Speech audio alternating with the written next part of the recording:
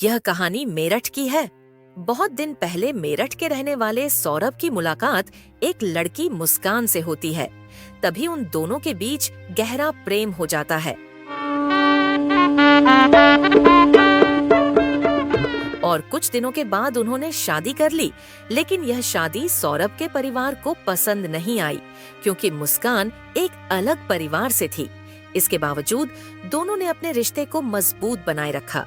शादी करने के बाद सौरभ मर्चेंट नेवी में नौकरी करने चला जाता है और मुस्कान इधर घर पर अकेली रहने लगी। दिन बीतते गए। कुछ समय बाद एक दिन सौरभ अपनी बेटी से मिलने लंदन से भारत लौटता है।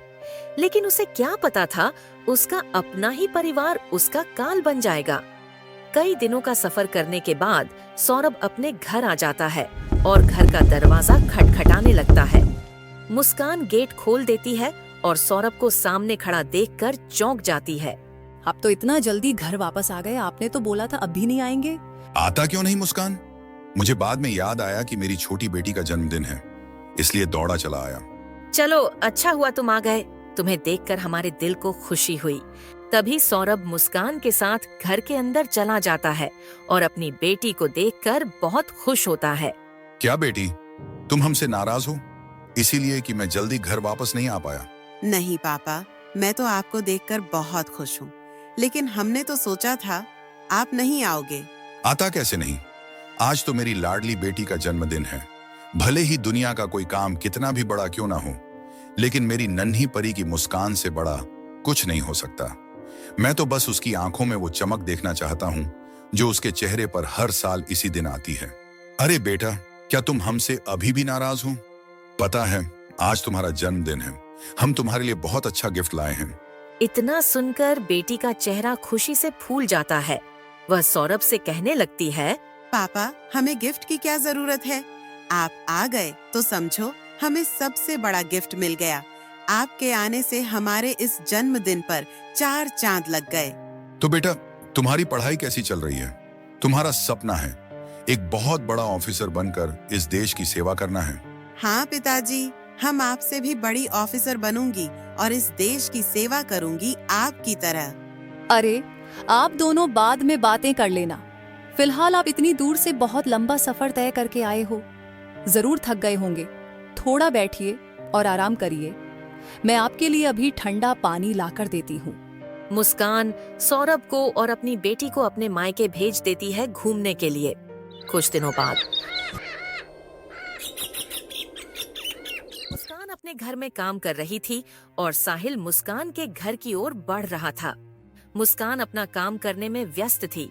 तभी साहिल चोरी छुपे घर में घुस गया। अरे कहाँ है मेरी जान? मुस्कान लगता है रसोई में है, मैं जाकर देखता हूँ। फिर साहिल रसोई में चला गया और साहिल मुस्कान को पकड़ लेता है। अरे बाबा, तुमने तो मेरी जान ही निकाल दी, बेल भी तो बजाकर आ सकते थे। अरे यार, ये सब छोड़ो, पहले ये बताओ, तुम्हारा पति आने वाला था ना, लंदन से आया नहीं क्या? वह तो कल शाम को ही आ गया था। अरे यार बेबी, तुम भी ना मुझे मरवाओगी किसी ना किसी दिन। कहाँ है वह? दिखाई नहीं दे रहा। अरे यार तुम फिक्र मत करो, वह न अपनी माँ से मिलने गया है। और तुम्हारी बेटी, वह कहाँ है? उसे तो मैं अपनी मम्मी के घर छोड़ आई, अब तो कुछ दिन बाद ही लेकर आऊंगी।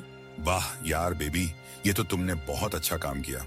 अब तो हमारे कुछ दिन मजे ही मजे होंगे। काहे के मजे यार, ऐसे छुप छुप कर कब तक मिलते रहेंगे? बस बहुत हो गया, अब मैं तुम्हारे बगैर एक पल भी नहीं रह सकती। अब तो कुछ करना होगा। अच्छा तो बताओ, क्या करना होगा? मेरे पति का काम तमाम। अरे पागल हो गई क्या तुम? वह तुम्हारा पति है, तुम उसके साथ ऐसा कैसे कर सकती हो? तुमने तो उसके साथ लव मैरिज की थी।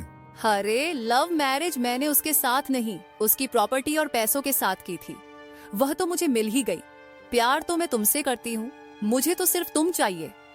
अगर तुमने मुझे छोड़ने की बात की ना, मम्मी कसम जान से मार दूंगी। अरे नहीं छोड़ूंगा बाबा, सच्ची। अच्छा तुम एक काम करो साहिल, तुम बाजार जाकर बेहोशी की दवा ले आओ।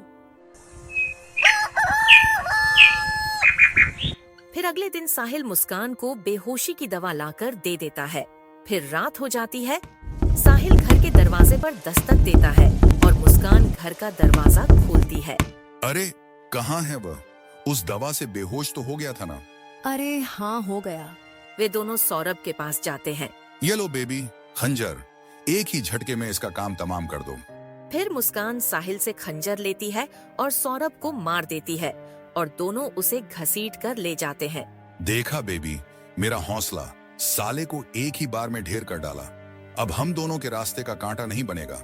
हमने तो इसे जड़ से उखाड़ फेंक दिया। फिर साहिल सौरभ के 15 टुकड़े कर देता है। साला हम दोनों को एक होने से रोक रहा था, हमने तो तुझे ही रोक दिया। अब रोक कर देखा बेबी, अब हम एक अच्छी लाइफ जीएंगे। ना रहेगा बांस, ना बजेगी बांसुरी। अब इन 15 टुकड़ों का करना क्या है? अरे करना क्या है? मैंने तुम्हें पहले ही बताया था, बाजार से सीमेंट लाकर इसे ड्रम में पैक कर देंगे। किसी को कानो कान भी खबर नहीं होगी। फिर दोनों बाजार से सीमेंट लाकर उसे ड्रम में पैक कर देते हैं। वैसे डार्लिंग, ये सीमेंट वाला आइडिया तेरा अच्छा था, किसी को स्मेल भी नहीं आएगी।